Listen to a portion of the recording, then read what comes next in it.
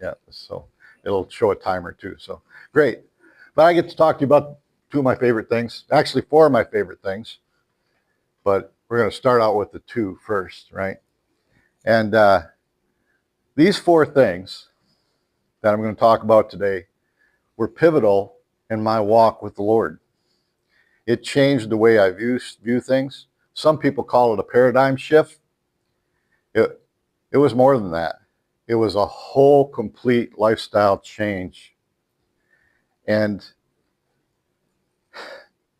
my purpose is simple today, that you each would have an understanding of how powerful these four things can be in your life. And that you would live with confidence and certainty, especially in these tumultuous times. We got a lot of things going on out there around us, but we're not supposed to be affected by all of that. We're supposed to be in a different place. You know, this isn't our permanent home. You know, this is just a fursuit. You know, we are going from here to be with the Father after we leave here. And so this is temporary. Everything here is temporal. So I bet you're wondering what the four things are. Well, the first two things are Yehovah and Yeshua. Yehovah, the Creator, the Father, the one who created all things, the one who at a lowest point in my life came and showed up in a magnificent way.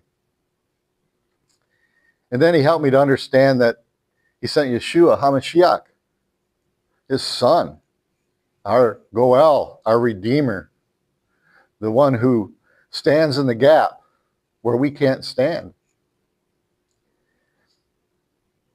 I love teaching about them because they changed my life. They really did. As the word says, they become my strength and my song. And he said to Abraham that he would be his strength and his shield and his very great reward. And that's what Yehovah is. And without Yeshua and him working together, you know, it has to be together. They have to work together. They have to support each other. Everything that they do. The second two that I'm going to talk about only come when you know the first two. Because everything in life can push you around, knock you down, beat you up, especially Hasatan, the accuser, the adversary. He likes to get in here and here and beat you up. And if you don't know about it, he'll whoop up on you good. Especially if you're alone, especially if you're in a time where you're vulnerable.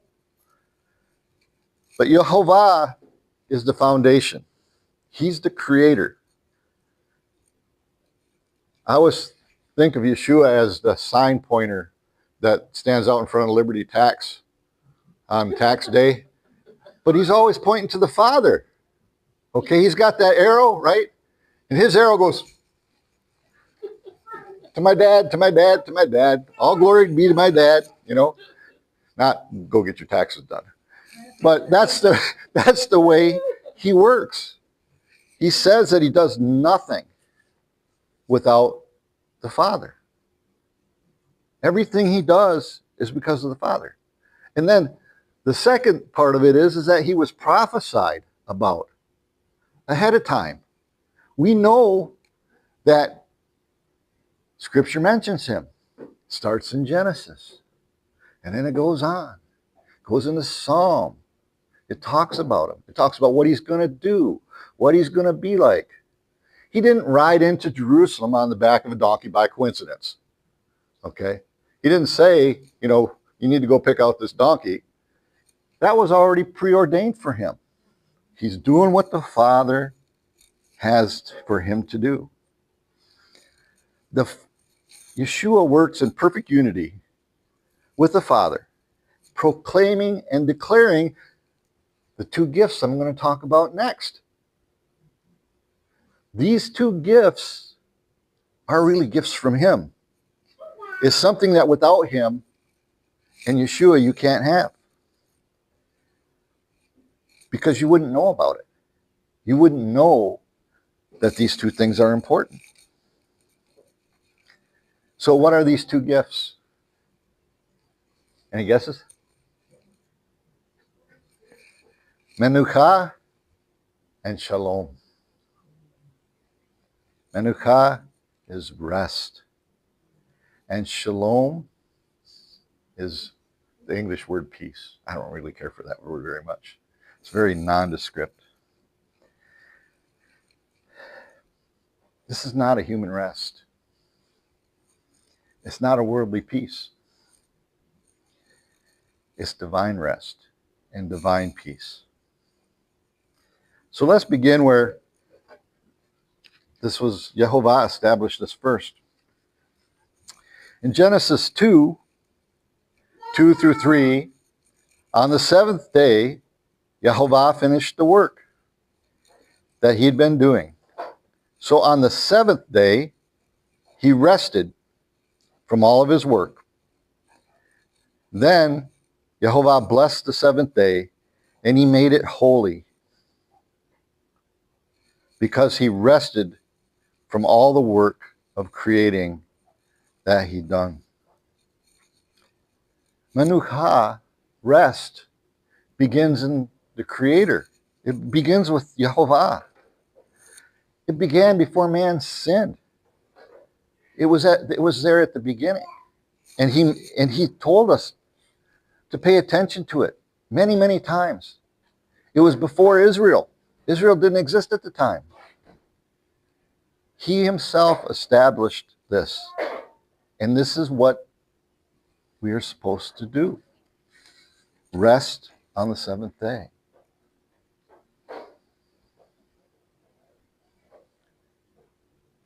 Menucha in Hebrew doesn't mean just rest. It means settledness. It means anchored soul. An anchored soul, that your soul is anchored. That you have a secure place to dwell. That you're not in a place of turmoil or tribulation. You have him as your shield and your very great reward. He's your anchor. He's your buckler. I like that word buckler. That holds everything together. You ever seen a guy wear suspenders and a belt? It's kind of like that. It's making sure them pants ain't coming down. But Menucha, rest, is given by the presence of the Lord. The presence of the Lord. It doesn't depend on your circumstances. It's something that you should always have. That you carry it inside you. That it rests on your life like a mantle. I was like that, Elijah and his mantle story, right? But the mantle is drapes over you. It covers you. Yehovah is the source. And Yeshua, during his ministry, points this out so many times. He reveals the Father's heart towards us. Yeshua, he's called our Sar Shalom, our Prince of Peace. He restores to us what was lost in Eden, that connected relationship with Yehovah. He's the doorway to the Father's rest. Without Yeshua, you can have a quiet moment. You can lay your head down, but it's not a divine rest without him. We have to have completeness, wholeness, nothing missing, nothing broken, everything in every facet of your life complete in every way. That's the way that we're supposed to be. Unfortunately, sometimes it's not that way. Matthew 11:28, Yeshua said, and this goes through verse 30, "Come to me, all you who labor and are heavy laden, and I will give you rest. Take my yoke upon you." A yoke is his teachings. It's what he taught. "And I will give you rest." I do not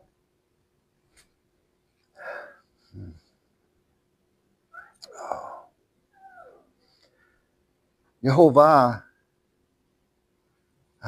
he says, for I am gentle and humble of heart, and you will find rest for your souls. For my yoke is easy, my burden is light. Why is his yoke easy? Why is his yoke easy? Because it doesn't have all the minutia of man-made stuff into it. It's very, very simplistic instructions. The instructions are very simple. I mean, if you're going to start anywhere in your life with his instructions, start with the big 10 and do the 10, not the 9. Right? Yeshua doesn't just give us rest. He teaches us to live in it. He teaches us that we have to take time, that family, your loved ones are important.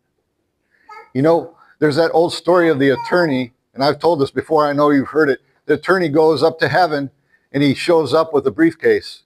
And St. Peter says, what do you got in the briefcase? And he opens up, and it's gold. And he says, oh, it's pavement. Right? But the truth of it is, being physical world, there's nothing that goes through into the next other than God's people, the ones that you love, the ones that, you know, surround you in your life. That's the riches of this world. It's not the gold and the money. Yeah, that stuff will buy you things, right? It'll get you by, but it's not the treasure, because moth and rust can destroy it, especially old cars like I like. They seem to eat them. Iron moths are terrible, especially up in Michigan. Shalom is a word. Completeness, wholeness, security, well-being. It's more than peace. It is order instead of chaos. Our God is not a God of chaos. If you're sensing turmoil and you have turmoil in your life, that's not him. That's the enemy getting in there and whooping up on you. And he finds the strangest little toeholds to get to you. You know, you've seen these guys. I admire them because I'm afraid of heights. They're climbing up the wall of a cliff. They're out in Yosemite. And then they drive some stuff in the wall and they camp out over there. And I'm thinking, not me. Not me. You're braver than I am. What if you roll over? Wile E. Coyote. You know, but this is what we have to do to understand that God is with us in all things. We should have that shalom. Shalom comes when Yeshua rules in our heart. When you have him in here, shalom comes easily. He kind of has a tendency to bring you back to center. You know, some days it gets real. You're you know, things blow up. The guy in front of you cuts you off. Car breaks down. You know, but that's not how you're supposed to live. You know, what happens when the car breaks down? Some guy comes along and says, "Oh, you're out of gas." Gives you a little gas. Or, "Oh, this is something simple, 10-minute thing." Or, you're almost out of gas and you never really run out. I mean, these things are the blessings of the Lord. Shalom is an assurance that Yehovah is with you. In a time, shalom is your spiritual armor. You know, we talk about the breastplate of righteousness and all of that, but peace is your armor. When you have a time set apart to spend with the Father each week, and you even take him up on it, and you just sit back and you say, you know, Father, you've really done something in my life. I see your hand. I see where you kept me. I just got word, a friend of mine who's I worked with for many years, he lost his job 3 weeks before Christmas. You know, that's terrible for him. You know, he's Christian, and it's a very hard time. I mean, things that get real. The attacks are real. In John 14:27, Yeshua says, "Shalom I leave with you, but my shalom I give you. I do not give as the world gives. Do not let your hearts be troubled and do not be afraid." So he's telling us, same thing the Lord told Joshua, be strong and of good courage. Be strong and of good courage. He's telling us, I'm giving you something that the world doesn't have. I would call it the pearl of high price. You know, the pearl of high price. Isaiah 26:3. You will keep in perfect peace. What is perfect peace? Shalom, shalom. Shalom, shalom. Those whose minds are stayed on you, because they trust in you. This is before Yeshua. Because they trust in you, Yahovah. Because they trust in you, Abba. That's where our hearts are lined up. The double shalom, perfect peace. Makes perfect sense. This scripture is probably one of my favorites. Psalm 23, 1 through 3. Yahovah is my shepherd. I shall not want. Why shouldn't I want? Because he makes me lie down in green pastures. He leads me beside still waters. He restores my soul. He restores that within me that's in turmoil. This is the picture of Manucha and Shalom working together. If you believe Yahovah is your Father, you should believe what he says. If you trust in Yeshua as the Messiah, you should believe what he says. Stay in his presence. This is the hard part. We have to lie down our striving and our self-reliance. Psalm 119, 165. Walk in his ways. Torah brings great peace. If you walk in his ways. If Yeshua and Yehovah are your shepherds, he's going to provide for you good things. You know, still waters is waters that you can drink from easily. Chaotic waters, that's what Paul got cast out in waters when he shipwrecked. But also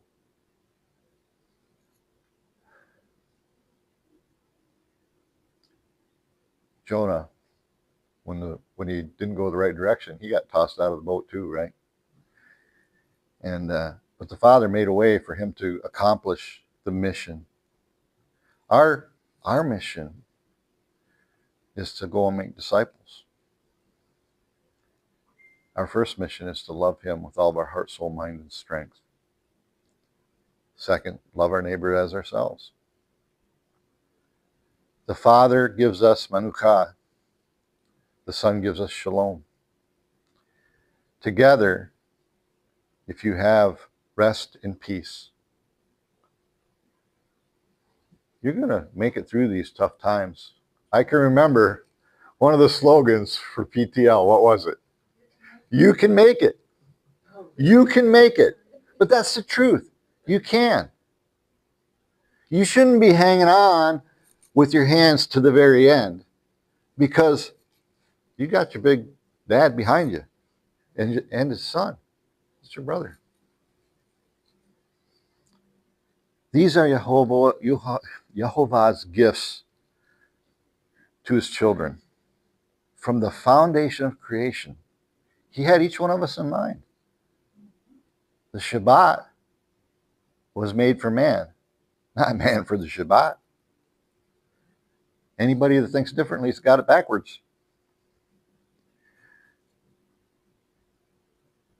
Yeshua restored us, and we're sustained by the Ruach HaKodesh. Our lives are theirs. But when we rest in them, we rest in them together, and they're working in unity in your life. Who can stand against us? His love and grace and compassion,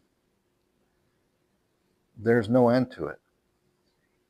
You know, he didn't have to do anything. He did it out of his own free will. Shalom and blessings, everybody.